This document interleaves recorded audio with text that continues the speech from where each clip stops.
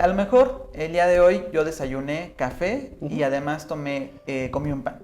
Correcto. Y eso fue todo mi desayuno. Correcto. ¿Qué es lo que pasa? Porque creo que ahí estoy generando más azúcar, creo que no es la dieta adecuada, pero ¿qué es lo que pasa en nuestro cuerpo cuando estamos consumiendo únicamente esos dos alimentos? Hola, ¿qué tal amigos de Salud 180? El día de hoy vamos a hablar de otro tema que tiene que ver sobre diabetes.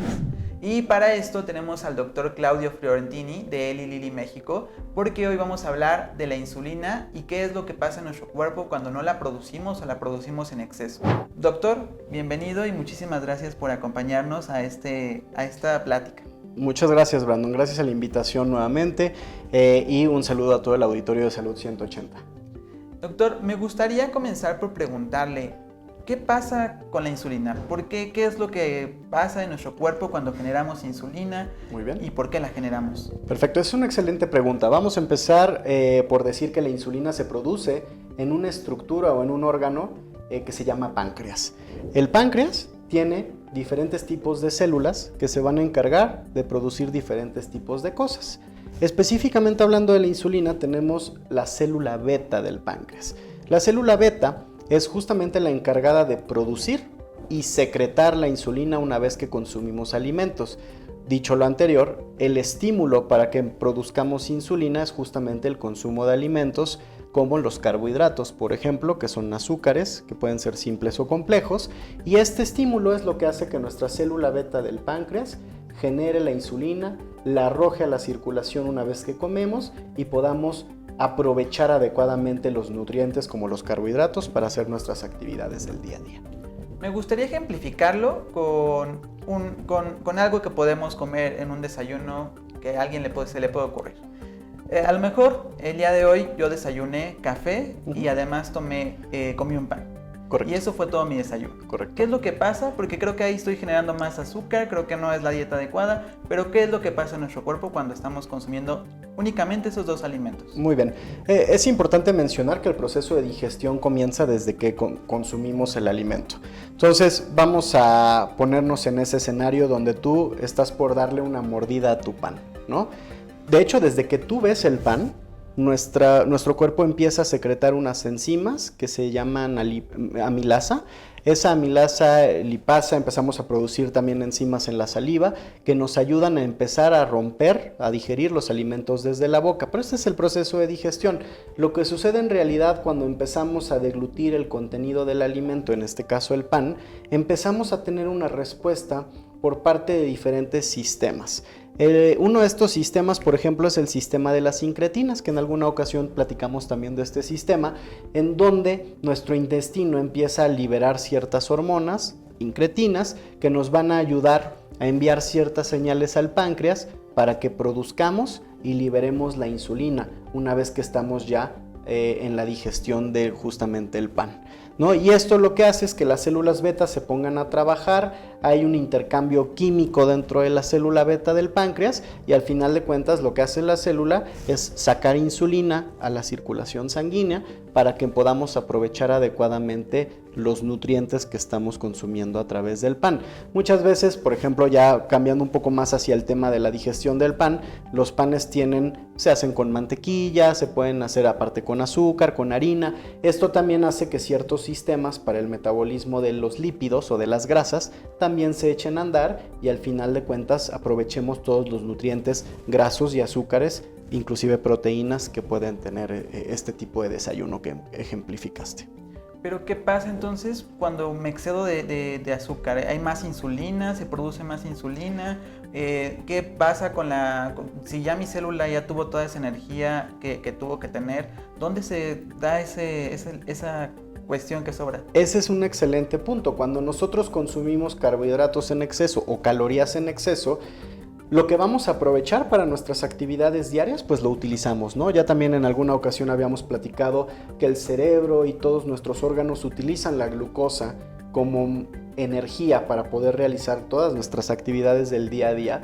Sin embargo, lo que sucede en este caso es que cuando nos pasamos de la cantidad de glucosa o de calorías que deberíamos de estar comiendo, este exceso se va a guardar en el cuerpo a través de diferentes formas. Se puede guardar a través de grasa, se puede guardar a través de reservas energéticas que se conocen como glucógeno, pero esto al final de cuentas, el consumo excesivo de calorías y también de carbohidratos, azúcares, nos llevan justamente a mayor atrapamiento de tejido graso, de glucógeno, y esto impacta, por ejemplo, nuestro peso corporal, ¿no?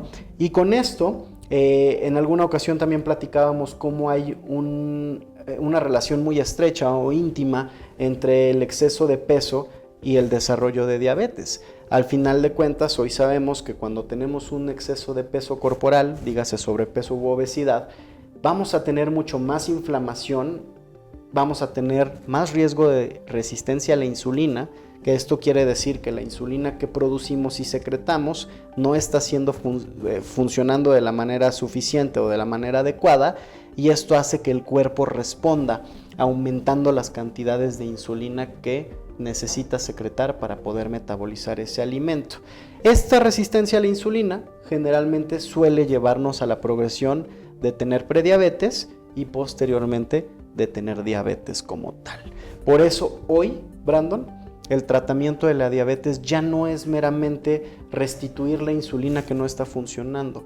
Hoy, tratar la diabetes debe de ser diferente, debe de ser un tratamiento más holístico, debe de ser un tratamiento enfocado en la glucosa, por supuesto, pero también en el peso de los pacientes. Hay que intentar iniciar más temprano las terapias a los pacientes y que al final de cuentas esto se traduzca en una reducción de complicaciones.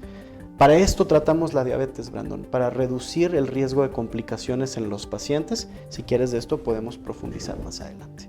Justo me gustaría preguntarle sobre este tema.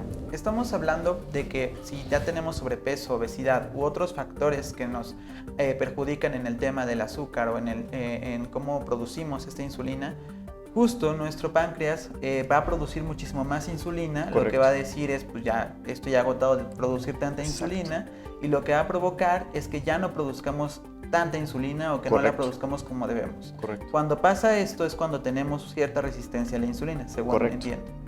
Cuando pasa esto y pasa por nuestra sangre, el azúcar se va quedando en nuestra sangre y va a dañar diferentes órganos, de Correcto. Lo que vamos a hablar posteriormente. Pero me gustaría justo preguntarle, ¿qué es o cómo nos empezamos a fijar cuando tenemos resistencia a la insulina? Correcto. Y bueno, mira, creo que lo dijiste muy, muy bien. Lo que sucede cuando tenemos resistencia a la insulina es que la insulina que nuestras células beta del páncreas está produciendo no está funcionando adecuadamente, y por un reflejo de retroalimentación en nuestro cuerpo, nuestras hormonas funcionan por un proceso que se llama retroalimentación, tenemos un incremento de la secreción de insulina.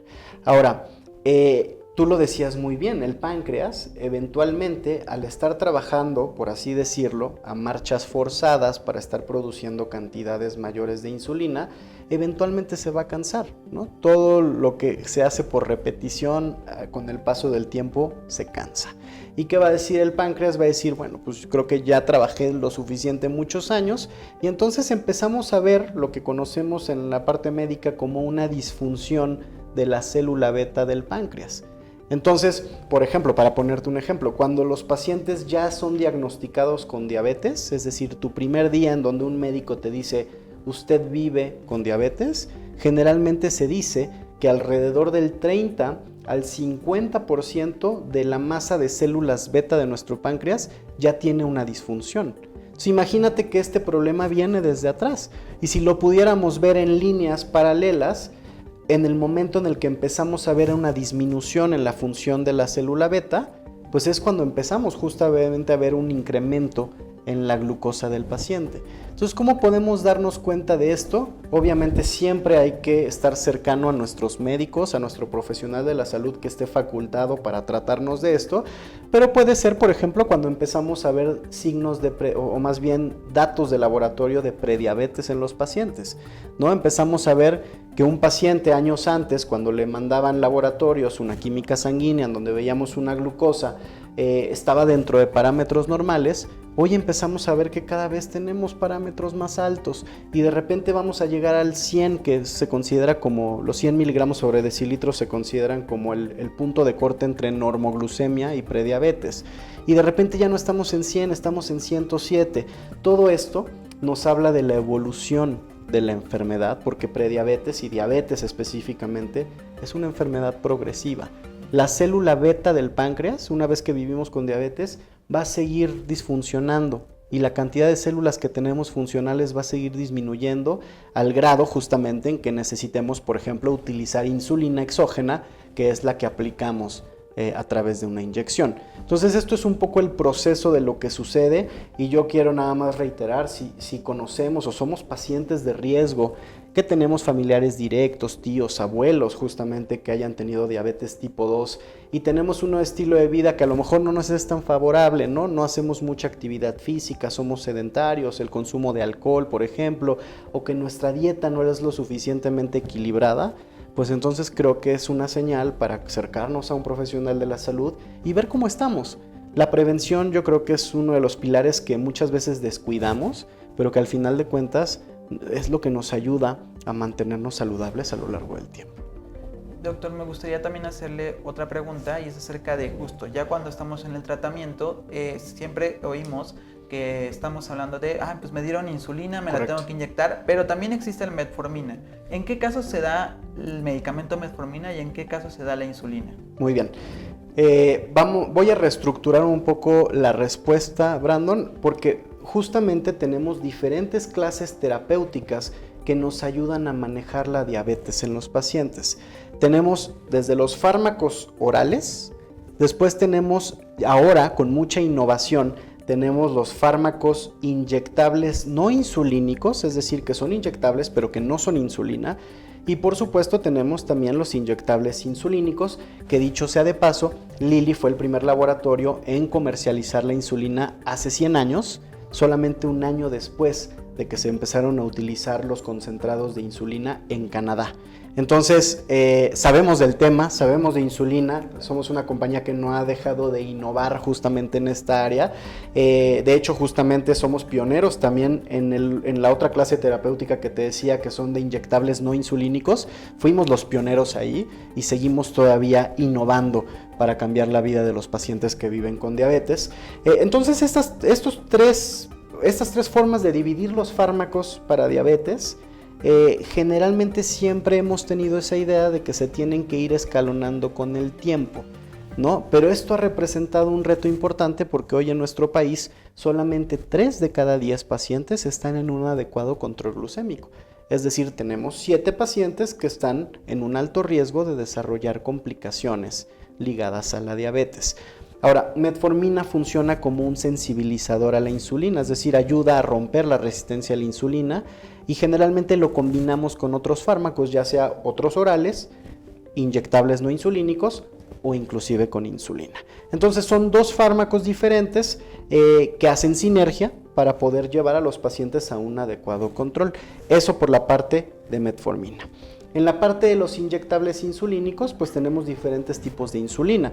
Tenemos insulina rápida, tenemos insulina de larga duración y hoy tenemos, por ejemplo, insulina de ultra larga duración y también tenemos un grupo de insulinas que se llaman premezcladas. Cada una de estas insulinas, pues es adecuada para diferentes perfiles o tipos de paciente, ¿no?